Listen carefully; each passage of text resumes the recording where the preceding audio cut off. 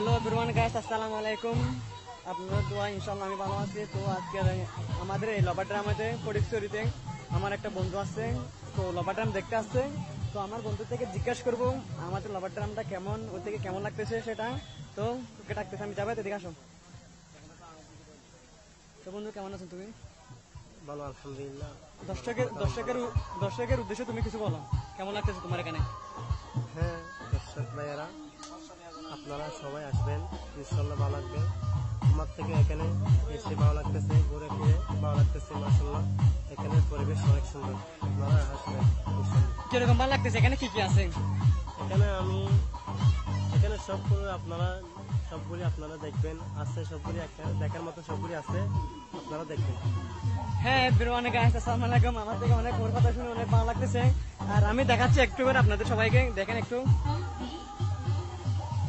সবাইকে দেখার চেষ্টা করবো আমি। আর দেখেন দেখতেছেন সবাই।